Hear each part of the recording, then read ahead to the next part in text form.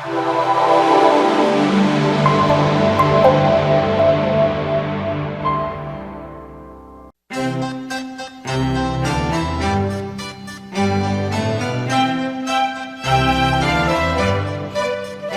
find to get into nature is extremely helpful. To get alone in nature, to begin to look deeply at yourself. In fact, one of the stories I really like was this person who was filled with some kind of disease he couldn't identify. Went to see his friend who was also a physician. Can you help me? I don't know what it is. I just don't feel good. It's just a kind of a general malaise, and I don't have much energy. Can you help me? The friend knew this person well. He talked for a period of time, and then he said, yes, I think I can help you. I have 4 prescriptions, but you must follow them implicitly. Where is your favorite place? Well, what do you mean? When you were a boy, what did you look forward to the most? Where did you like to be? He said, oh, the beach. I mean, all year long we would think about the beach. And every chance we had, we would go to the beach. We would have family times. I did so much. He said, fine. He writes out the prescriptions. Go to the beach and spend the day following these prescriptions. What do you don't you medicine? Follow the prescriptions. You're kidding. Wait till you see my bill. You'll know I'm kidding. But you can't take anything. No radio, no reading material, no books, no magazines. Just get deep into nature. First prescription, you take at 9, the next one at 12, the next one at 3, and the next one at 6. He arrives at the beach, walks down from his car, pulls out the prescription. Listen carefully. 2 words. Listen carefully. What could this possibly mean? See, he's in his private life, isn't he? I mean, I've listened to everything I can hear right now. I'm finished. And I have to do this for 3 hours? Okay, I heard those birds, yeah. Good. I hear the surf coming in. I can even hear sand crabs if I listen very carefully. I can hear them. I can hear the wind blowing. I can hear the rustle. Isn't that interesting? The more I listen, the more I can hear. He's starting to silence himself, to get quiet, to slow down this frantic pace of his public life and his disenchanted private life. He almost, after a period of time, becomes euphoric. He's so peaceful. He just hasn't felt this way. He's getting deeper into his inner life. He's almost loath to take the second prescription because he has really enjoyed this first one. He pulls out the second one. 3 words this time. Try reaching back. That throws him. What could this possibly mean? Try reaching back. Well, maybe I should start thinking about the past. So he started to get into his memory. You know, I remember after school, I can remember the excitement we had. I can remember my brother. What a choice association. He became very nostalgic, very emotional.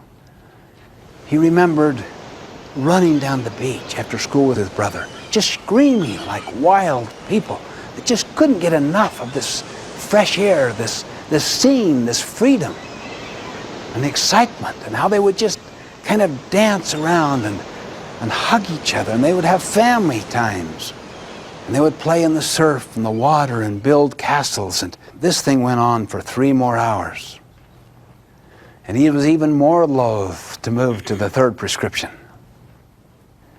This time, though, he was really deep into his inner life, which contains so much of memory.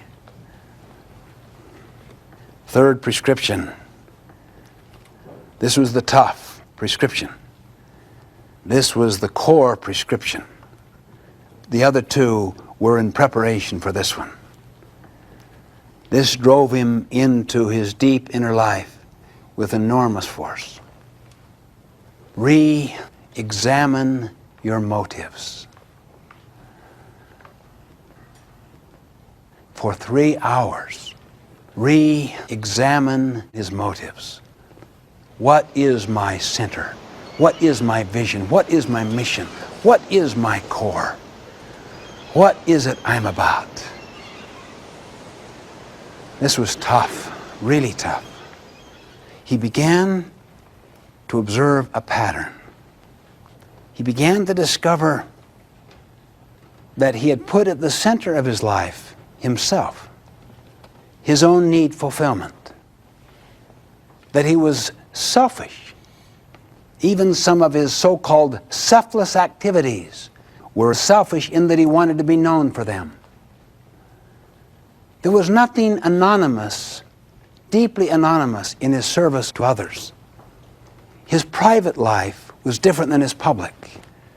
He would put on that he was caring, but inwardly there was some selfish motive that was being served inside himself.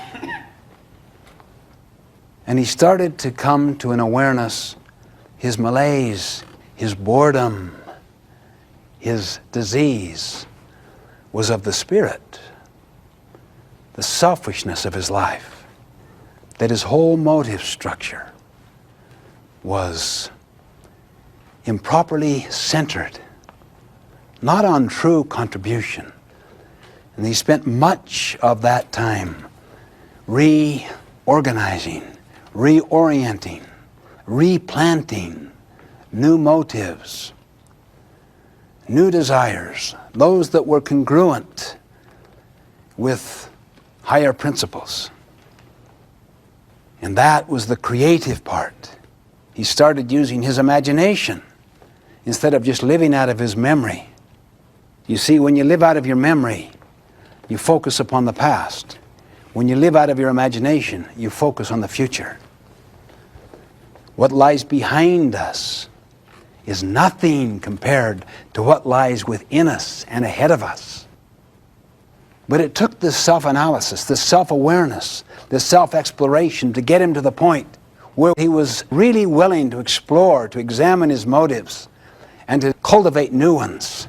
When 6 o'clock came, he had finished. For the first time, he knew, I know what my life is about.